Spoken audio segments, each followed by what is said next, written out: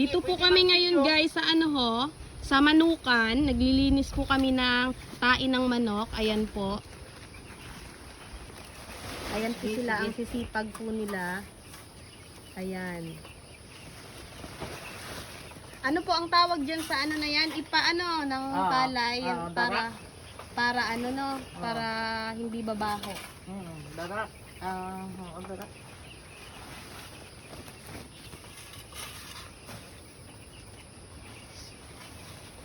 Tapos ano na. Pwede po dito yung empleyado ng mga senior na. Ayan. Ayan. Estudyante. Galing ah. Ang daming dala si Ate Edna. Alalay.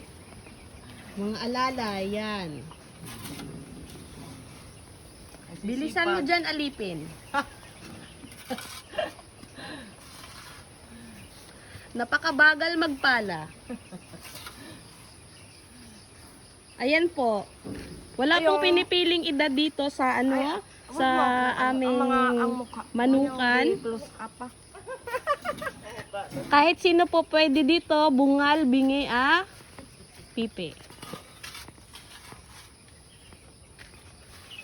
Ayan, pag malinis naman ay walang langaw. Hindi mabaho po dito.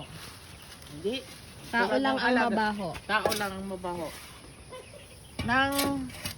Ano po ang masasabi nyo? Masasabi ko po ay salamat sa nag-vlog na maganda. Maganda. Yan, malaki po yung ano nila, yung poultry house. Ayan po, malawak po yung kapaligiran. Ayan po, dun po nakatira yung mga ano po, bantay. Maganda rin yung tirahan nila.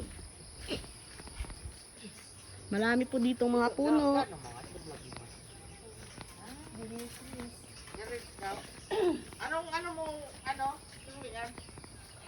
Pa? Friends kita, hay? Hindi pa po. Mamaya po. I-friend kita po para dagdag sa aking viewer. Ayan, sarado kasi po ay malamig po ngayon. Ito po yung ano nila, cheek. Ayan.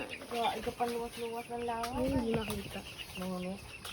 Talagang kita, dali ang muyak niya. Pero okay lang, kasi ikot naman yan. Ikot naman. Dapat, hindi naman kahapon. Yung pag-ikot kahapon, nalig. Ay, okay lang yun. Sina Ate Maribik naman ang kasunod natin, Mike. Kahapon sa Maribik. Ay, wak man yata sa Ate Berle. Ilang days na po yung chicken nyo? Parang ano pa lang yan. Wala pang 2 weeks yata yan. Wala pang 2 weeks ano. Nakaraang linggo. Nung 27 lang yan eh. Nung Christmas party namin dumating. Di ba tatay tayo ng madaling araw ng 27? Oo. Ayan po yung inumin nila. Wala pa nga nung ano. Oo, isang linggo pa lang yan din. Tapos yung ilaw nila is magdamag at saka sa daytime at saka nighttime, no? Oo. Tapos tubig nila is mayroong vitamins. Laki na nga ah. Malalaki na. Namatay yan ano. Wala kayong mga sick or mga namatay na mga chick. Wala. God taker. Very good yung ano nila. Caretaker. Ayan po. Mga healthy naman po sila. Patuloy lang tayo. Kapag nabuli ay...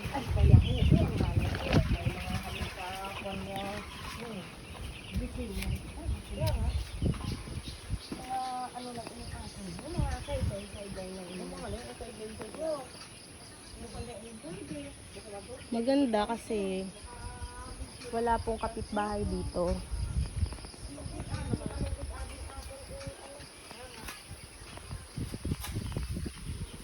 Nalikay ko amat si Lita inda na nga ko tanan. Ambay ganit na mo ni Arlene. Hindi na ganit kita mag ano ng mga merienda ninda. Kay ano na isinda sa trabaho tapos kaunan tapasinda ng ambay ko madaya na lang kita. Madala eh. Tapos saan po ninyo itatapon yan? Yun doon lang, oh. Yun, tatalian lang. Tatalian nyo, tapos i-deliver nyo to sa ano? Walang bumibili niya, no? Hindi, dito lang gagawin namin pataba din. Para sa garden nyo garden. din. Personal use. Kasi may bumibili niyan may bumibili. Oo, magkakaroon kami ng ng vegetable. Very good. Anohan din kami uli ng saad. Oo. Ito po ay programa ng SAAD, no? Programa ng SAAD ito, no? Oo, programa ng saad. Kaya laking tulong talaga ang ng saad sa amin. Ang ganda, ano? Opo. Sana all, no? Sa lahat Dito- ng bayan, sa lahat dito ng kami barangay. nagkaroon ng kaalaman, saka hinubog kami ng aming Ng ano po. oo. Nga, no? Sa susunod ay pag magaling na kayo rito, Oh. pwede na kayong magtayo ng sarili nyong poultry farm. Kasi marami ka Dito ng... sa imo pangga kaayo. Oo. May patag ka dito. Oo nga. Sa amin, maganda din ang pwesto doon. Yun Tapos ang may tubig namin, ka. yun ang namin din, yung magkakaroon kami Itong ng... dito banda nga mag-ano kami. yung talaga magkakaroon ng deposito din ang mga katulad nitong yun ang binabalak namin magkakapatid. Maganda yan. Eh, siyempre ako, nag-iisa lang ko doon sa bahay. Hindi ko kayanin kasi kita mo naman. Dami ko ring dami ko ring obligasyon. Tama. May isang may isang Yan, ang sako gani. Ang sako. May gabang may.